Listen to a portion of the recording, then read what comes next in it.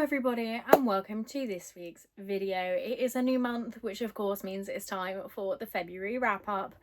I read an insane amount of books this month because I work in a school, so obviously I get a week off in February, and I literally did nothing other than read for that entire week. So that is a crazy amount of books to have read in 1 month. I'm extremely impressed with myself, and I do not think I'm going to achieve that again throughout the year, but a girl can dream. So as always, I'm going to start with the books that I do not physically own, whether that be because I've read them on my Kindle or I've unhauled them, or they might be ARCs, and let's dive straight on in. I've actually added a new part to my reading journal. I don't show this often because it's kind of ugly, but I put a little column in here as to whether I kept or unhauled the books, so I could kind of like keep track of it a bit better. So the first one that I've got on the list is actually a DNF. These are not in the order that I read them in necessarily. Like the stack I've got next to me of books I do own, definitely not in order of when I read them. But I always preface this, if I DNF a book and I've made it past the 100-page mark, it does count towards my TBR goal. My TBR goal does count towards my reading goal, because to me that's long enough to have been a novella. That's enough effort that I've put in. I feel like I should reap the reward of it. So the first book I'll talk about is Into the Midnight Wood, which was an ARC I had. I read 100 and something pages of it, and I just wasn't gelling with the writing style, unfortunately. It is a queer romantasy, and that's kind of all I remember about it. Nothing was sticking in my head. I wasn't enjoying it. I didn't want to pick it up. It just wasn't for me, but maybe it's for you, so do check it out if you want to. Then I read the actual novella Hot for Slayer by Ali Hazelwood. I almost said Abby Jimenez then, that's just completely wrong. Hot for Slayer by Ali Hazelwood, which was a recommendation from Bestie Cleo. And I gave this one a 4-star. It was, I think, 94 pages, if I remember rightly. It wasn't quite 100 pages, but I did count it because it's a full novella. And my main gripe with it is that I think it should have been longer. Give me 150 pages and I would eat that up even more. This follows a vampire and a vampire slayer who, I believe it's the vampire slayer, gets a bump on the head and forgets who the vampire is, and she can't figure out if it's like fake or if he genuinely doesn't remember her. So it was a fun premise. I did enjoy it. I'm not a vampire girly. You'll notice that I do not read vampire books often. I don't watch vampire shows. I have never seen Twilight, and that baffles my friends. I have read them though, and I think that's what put me off, because I didn't enjoy Twilight the books. So, but I was maybe about 13 when I read them.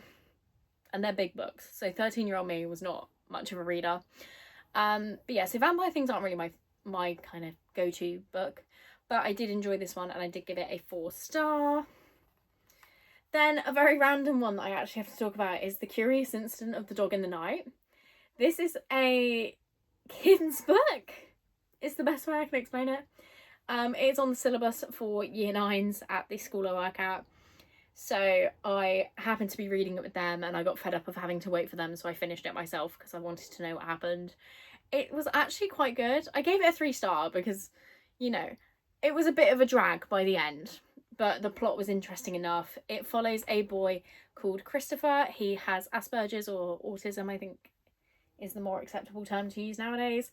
And he finds his neighbour's dog has been killed in the front garden, and he is writing a book to try and find out who killed this dog. And throughout his, he calls it, does he call it detecting? I think he calls it. Throughout his detecting, he actually uncovers more mysteries to do with his mother, who has been dead for several years. And it's just really interesting to see it. I love the fact, the chapters, right? Here's my little niche thing that I like. I did further maths A level and normal maths A level. So whilst I despise maths as a concept because it stressed me out so much in my sixth form years, I do love maths that I see and I go, oh, I know what that is. And in this book, one of Christopher's special interests is maths. He sits a further maths exam at the end of the year, or an A-level maths exam, and there's an equation in it, and at the end of the book the equation is fully explained, and I really enjoyed that as a maths person. But the chapter numbers are all prime numbers, because his favourite kind of numbers are prime numbers, and I thought that was a really cool touch. But I did really enjoy it. I gave it 3 star. but it was a really fun read, I think. So bit of a random one to have in here, but it's being counted. I finished the book.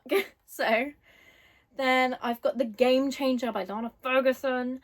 I always claim that I love Lana Ferguson, but after this book, I do not think I can claim that anymore, because this book was just pure cringe. There were so many conversations and moments in it that just made me go, but I buddy read it with Cleo, so I did not DNF it. I believe we both actually settled on giving it a 2.5. It was something. I just really struggled with all the cringiness to it. There were about 4 different plot lines going on that I think maybe needed to be whittled down a little bit so that we could focus on one of them or 2 of them more prominently. The big, like, dramatic reveal plotline at the end was literally just jammed in the last 60 pages, so it didn't have good payoff at all. So it's a shame, because I want to love Lana Ferguson, but because of this, I'm not sure I'm going to pick up everything she writes like I intended to. I've read The Nanny, which was 4-star. I read Fan Service, which I think was 4-star. I read The Fake Mate, which was 4.5-star. I read The Mating Game, which was 2-star. And I've read Overruled. That was a 4.5 at the time. I'm giving it a 5-star now. Retroactively a 5-star. And then The Game Changer, which is 2.5. So very mixed bag here. So we'll see if I pick up any more Lana Ferguson in the future. Then the next one, The Summer War by Naomi Novik, I believe. This is another novella. It's less than 200 pages long, and I just didn't enjoy it. It's another one that maybe we needed more time to flesh out, but equally the plot didn't really interest me too much. So that's another 2-star, and I did unhaul that one. Probably the most disappointing read of the month, actually. This whole month was a bit of a weird one, because I had some great books that I loved, and I had some not so great books that I either DNF'd or gave very low ratings and unhauled pretty swiftly. And this is one of those really, really disappointing ones to me. I bought this book and read this book and DNF'd this book all in 1 month. And that is The Correspondent by Virginia Evans. That, you know, you've probably heard of it. It's a very, very popular book at the moment. It is all letters and emails from a 73-year-old woman. And everyone has raved about it. Everyone's given it 5 stars. I was like, I'm going to read that. I'm going to give it 5 stars. How wrong can I be? I found this so boring. And I DNF'd it, and I actually gifted it to my nan, because I was like, this is a book you would like. This is written for older people, in my opinion. So I'm really disappointed in that one. I wanted to love it so badly, and I just did not. I truly did not. Then we've got a couple more unhauls, actually. So I read Blue Willow by K.I. Stevens. This was about, I'll get there with the names, Elsie, who inherits an inn in her old hometown from her grandma, I believe, who passes away, and living in the inn is Wells, the maintenance man. And the house has some kind of magic. Not sure if it's real magic or like all that magical vibe, but I'm not sure. And we follow Elsie as she's trying to decide, well, not even decide, she's set on selling the inn, but we follow her as she begins to have relations with Wells and fall in love with the town again and want to remain there. So I gave it a 2.75. It wasn't bad. The magic confused me greatly. I still don't know if it's actual magic or just a feeling. So 2.75, and I did unhaul it. Then we've got another DNF with Kiss a Villain. I can't even remember who it's by, but it was like a mafia romance thing, and I just thought it was weird because they were raised as siblings. I think, like, if you're calling the same person father, that's a no in my book. And I think they're quite young. Like, at the start of the book, I don't know if I missed something or if I interpreted it incorrectly. I'm pretty sure they're 12. So I'm not keen on that. So I DNF'd that and unhauled it immediately. And then I think the last book that I'm going to unhaul I still currently own. So I'm going to take a breather and get back in to talking about the books that I do still have. So moving on to the books I still physically own, we're going to start in a fun place. So again, these are not in the order I read them, but I have strategically put these ones together because they are all part of the same series.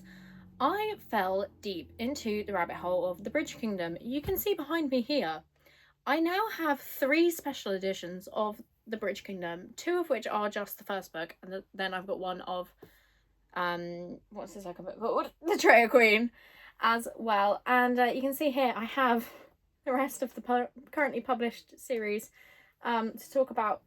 So I read The Inadequate Heir. I audiobooked all of these. They're on Audible. They're free with your Audible subscription, so I'm taking full advantage of that, and I have audiobooked all of these from this point on. So The Inadequate Heir is following Zara and Keris. I literally can't, they're so good. And Zara and Keris meet by accident and don't realise they're from 2 kingdoms, which is a problem. It's not really accepted to partner up from different kingdoms in this place. I know that she's from Valcotta. Is he from somewhere? Valiant. Is it Valara? Valaris? I'm not good with place names, okay? But basically, they're from 2 opposed kingdoms. It is a very forbidden romance. It's just so good. That's what it is. It's so good. There's hidden identity because they don't know each other. Like, they just start hooking up and they don't tell each other their names or anything. They just know, like, where the other person's from. And it's just so good. I literally can't even. Obviously, at some point throughout this book, they figure out where the other person is from and it causes absolute fucking mayhem. But it was so good. I gave this one a 5-star. It's my first 5-star in this series. I think book 1 was a 4-star, book 2 was a 4.5. This was a 5-star.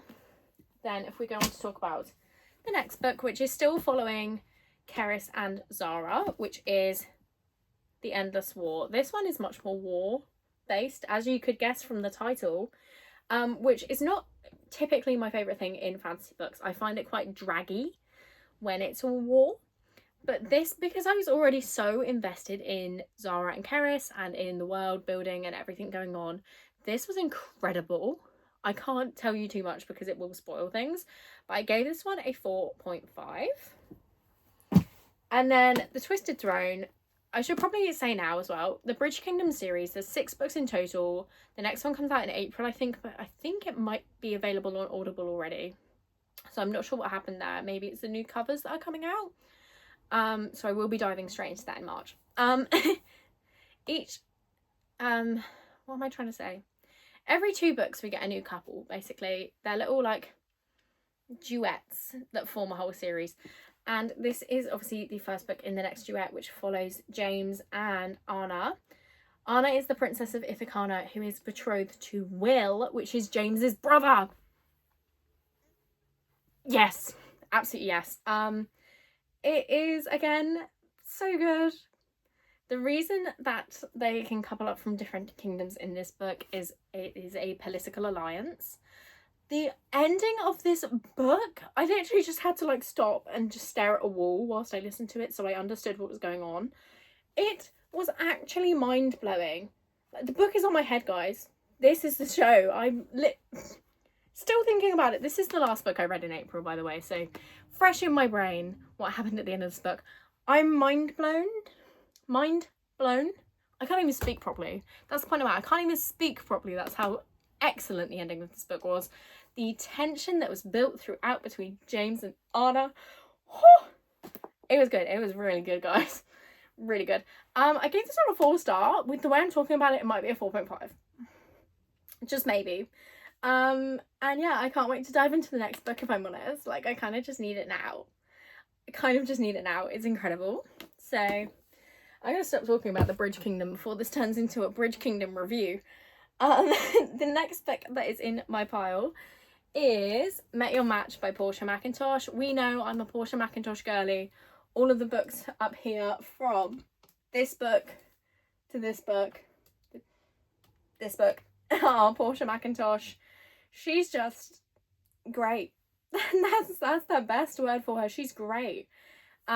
She writes fairly short books, which is excellent for me. They are easy to digest. They are always fun. The premise is she comes out with like 4 books a year. Crazy behaviour, but I will eat them up every single time, babes. And the concepts for each of her books are so unique. How is she doing this? Genuinely, how is she doing this? She's got like 60 books or something out, something ridiculous like that, and I will be reading every single one at some point. But this one specifically follows Lola, who is a matchmaker in London for rich people. And at her best friend's wedding, she breaks her leg. And in doing this, she realises my best friend isn't really my friend at all. And my boyfriend is kind of shit. Because neither of them will take her in and look after her while she's got a broken leg. So she has to go back to her hometown and live with her parents in a really cool lighthouse B&B. And her mum basically decides, you can't sit around all day. I'm going to set up a matchmaking service for local people, and that is where our plot kicks in. And one of the people that comes to her matchmaking service is Dean, who may or may not be the love interest. It was really cute. It's fun. I always love a Portia McIntosh book, and this was a 4-star for me. Then we've got another book I read, which was recommended by Bestie Cleo, which is The Love of Our Lives by Emma Steele. This book fucking broke my heart. This hurt my feelings in many, many ways. This follows Maggie, who has had a heart transplant, and on the 1-year anniversary of her getting this heart transplant that saves her life, she passes out, and when she wakes up, she's in the body of the woman who passed away to donate this heart to her. It's devastating, actually, really upsetting, but I do think this is essential reading for everybody. You should all read this. You should. She lives a year in this other woman's life, and at the end of it, I literally can't say anything. It made me cry. I requested for Cleo to pay my therapy bills because of this book. I gave her no context either. If you haven't seen the video, basically what I did is I read some books that Cleo recommended to me last October, and I didn't tell her I'd done it, so that when I visited her in person, I could be like, surprise, I've read your favourite books. So with no context, she got a voice note from me saying, fuck you, you can pay my therapy bills, what the actual fuck? And it confused the shit out of her, which just made the experience even more, you know, chef's kiss. Just add a little cherry on top. Safe to say, this was a 5-star. I know I've told you basically nothing about the book, but that is kind of how you need to go into it. I didn't know anything, and I loved it. So, essential reading. If I had to recommend, I was going to say if I had to recommend one book on this list, it would be this one. I actually think this is probably the one I would recommend, because it is just so emotionally impactful. This is like the biggest brain book that I read this month. Yeah, I loved it. This is a 5-star for sure. It's very similar to another 5-star I had, which is The Love of My Afterlife by Kirsty Greenwood. That is another one where the main character has some fuckery going on with her love life. And I think in that one she dies and gets to come back to life if she can find the man of her dreams in one day, or something like that. Very similar vibes in my opinion. This much more devastating though. 5 stars, maybe a 6-star read. You should read this. Then we have the first book I read this month. This is really jarring to do this out of order, but we're doing it. I read In Your Dreams by Sarah Adams. This was the first book I read this month. I don't remember too much about it, if I'm honest. It follows Madison, who is, if you know this series, the When in Rome series, she is the youngest sibling in the family, I think. And she wants to be a chef, so she's been doing all of the chef training in New York. It hasn't gone particularly well.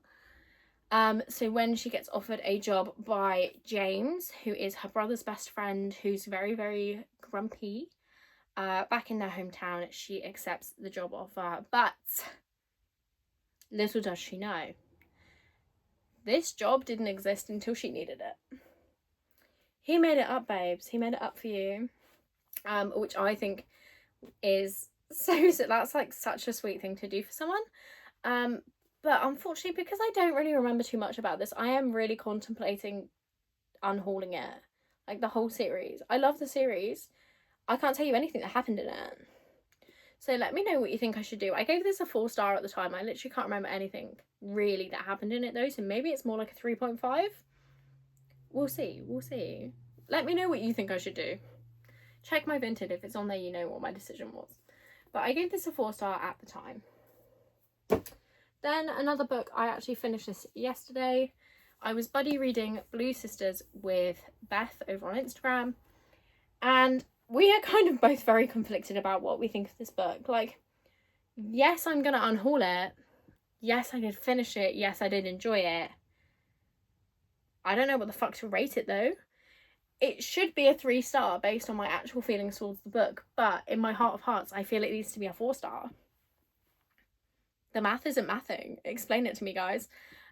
This follows 3 sisters, all from the Blue family, hence the name Blue Sisters. Avery, Lucky and Bonnie. And it's actually a really confusing timeline to me because there are 12 chapters in 12 chapters in this book, and the timeline spans maybe like 3 days, maybe 2. But you get a chapter. Each chapter is from a different sister's perspective, and they are all grieving the loss of their sister Nikki, who passed away a year ago. So we're kind of following that. There are some questionable decisions made by the sisters in this book, which is why it was interesting to me. Like, it almost had a Magnolia Parks-ish feel, where you're like, this is really self-destructive, but I support you fully in what you're doing. So as I said, I gave it a 4-star, but I'm gonna unhaul it because I'm not gonna read it again. I'm probably not gonna talk about it again. But it was good. So that's that. Again, I can't really tell you too much about the plot because there wasn't really a plot. It was just sort of like them grieving and being self-destructive for like 360 pages. So 4-star, we'll be unhauling that one.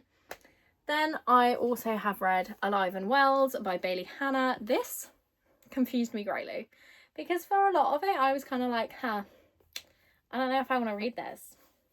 And then by the end I was like, I want to go straight into book 2.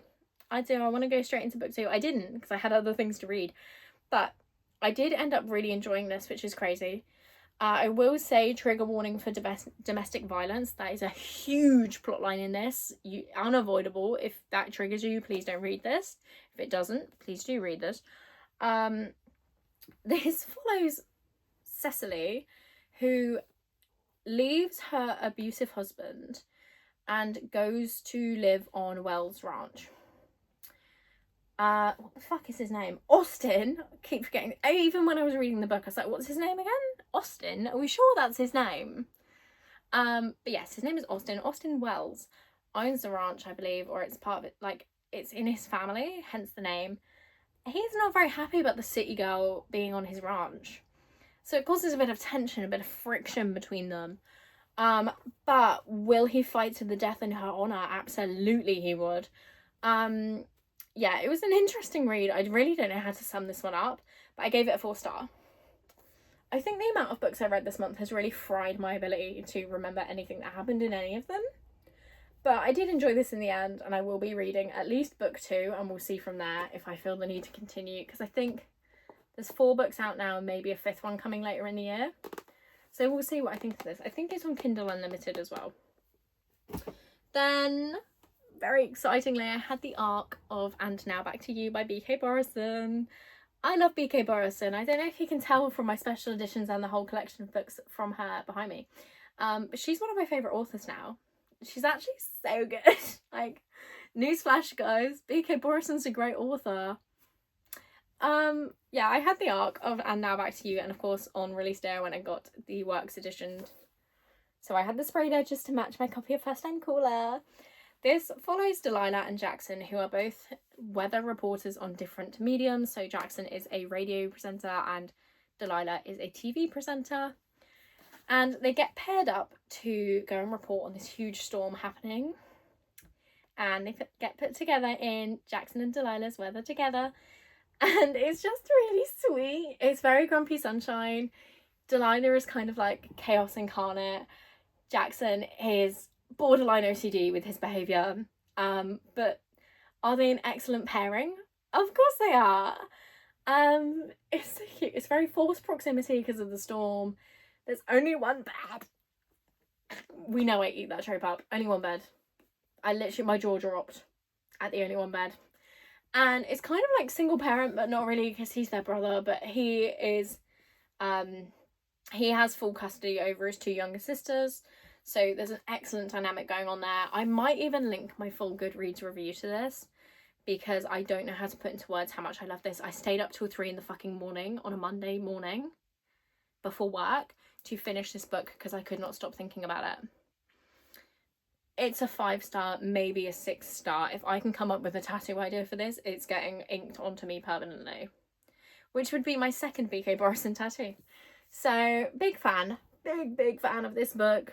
5-star, maybe a 6-star read. Highly recommend it. It is out now, obviously, hence having the physical copy. Then we've got another 4-star read, another cowboy romance. I read Smoking Gun by Laini Lawson. This one follows, I know her name's Blythe. What was his name? Blythe and someone. Gage. Why is it with these books having weird names, guys? Sorry if your name is Blythe or Gage, but that is not a name I come across often. This follows Blythe, who moves back to her hometown and in with her brother in the bunkhouse he lives in on a ranch, and she kind of has insta lust with his best friend and bunkhouse mate Gage. And this book I actually found really interesting because I was enjoying it anyway. I love a cowboy romance, and then partway through it turned into like a mafia kind of thing out of nowhere. It is mentioned on the back very subtly, but it is there, so I can talk about it. Yeah, halfway through it turns into a mafia romance. And I was kind of here for it. I'm not a mafia girly, but chuck in some cowboys and maybe I am. So yeah, very insta-lovey. There's like kind of a hidden relationship thing going on, friends with benefits, a couple of tropes that we all know and love. And I gave this one a 4-star. I did enjoy it and I will be continuing the series. It's called the Bunkhouse series if anyone's interested. There are currently 3 books out and 1 more to come in April, and I will be picking that up, I think. I say that. I need to read the rest of the series before I decide, but as it stands, I would like to pick up the next book in the series when it comes out. And now we're on to the hardback section. I have 3 hardbacks here that I read. Next up, we are talking about Tusk Love by Thea. I fucked this up the last time I said it, so I'm not even going to try this time. Here's the name. Please tell me how to pronounce it. This was another recommendation from Bestie Cleo in that same video. Highly recommend watching it. It was very fun to make, and of course it has Cleo in it, so what more could you ask for? This follows Guinevere, who has been promised to marry, what is his official title? A noble in a different empire to raise her family's station. And this kind of follows her whole journey to get to that point, like to get to the actual house that she needs to be in for this to happen. But along the way she meets Oscar, who is, I believe, an orc. He's this guy, and it's really cute. It's really cozy. I really enjoyed it. I gave it a 4-star. I'd like to check out some other things that this author has written, but I don't know if they're all cozy or if it's different kinds of fantasy, because I'm not a huge, I mean, I'm about to say this with my fantasy display behind me, I'm not a huge fantasy girly, okay? It's rare that I read this much fantasy in 1 month, because the next book is also fantasy, but I'd be interested to check out some more of her work. 4-star. The next book was actually recommended by a friend, but shock horror, it was not Cleo this time. This book was recommended to me by Saskia, and it is called How to Defeat a Demon King in 10 Easy Steps by Andrew Rowe. And I said this loads in the actual video I read this in, which is my 10 book takedown for February. This is giving Breath of the Wild Zelda vibes so much. Like, even based on the cover, you can just tell. That's Link. That is Link. Tell me it's not. This follows, I think it's pronounced Yui, I don't know, who basically wants to gain a bunch of levels in this it's literally like a game. Like, you close your eyes, you get the pop-up messages sort of thing. She wants to gain a bunch of levels to try and defeat the Demon King herself because nobody else is stepping up to do it. Like I think it's every 100 years or so, they have a new hero pop up and try to defeat the Demon King, and they fail pretty much every time. And so she goes on this quest to try and do it herself. It was really unique. I've never read anything like this before, let alone heard of anything like this before. So I thoroughly enjoyed it. I'd be interested to read a few more things like this. I don't know if this author has more books in a similar style, but I will definitely be checking it out to see. And I gave this a 4-star. And I want to find a way to display this outward because this is gorgeous to me. I love the aesthetics of Breath of the Wild, and I love the aesthetics of this. And this book did actually make me start my replay of Breath of the Wild for this year. So thank you for that. And then the final book I have to talk about is How to Kill a Guy in 10 Days. This was actually incredible. Again, I'm not a thriller girly, but maybe I am, because this was absolutely everything to me. I read it in one day at Cleo's house. Literally the day I bought it, I read it, finished it, gave it 5 stars. What more needs to be said? I have forgotten the names though, so let me just recheck. So this follows Jamie, who is writing her thesis on rom-coms and horror movies, and she has a poster in her flat that is like kind of a gimmick, but it's how to survive a slasher movie in 10 steps. And it is very lucky that she has this poster she can refer to, because when she goes speed dating, the guy in front of her gets murdered and they are locked in with the killer.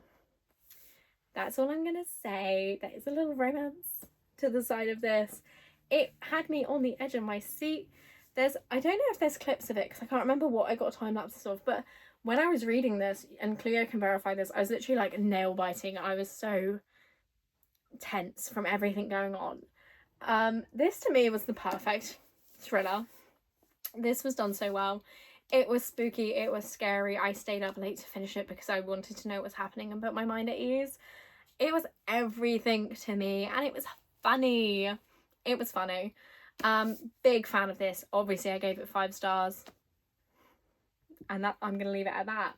So with all that said, and with my phone storage completely full now, and I've had to stop and start this multiple times to finish recording this, I'm done. That is the 21 books I read in February. Let me know if you've read any of these. Let me know what you think I should read next month based on what I enjoyed this month, and I will see you next week with another video. Bye!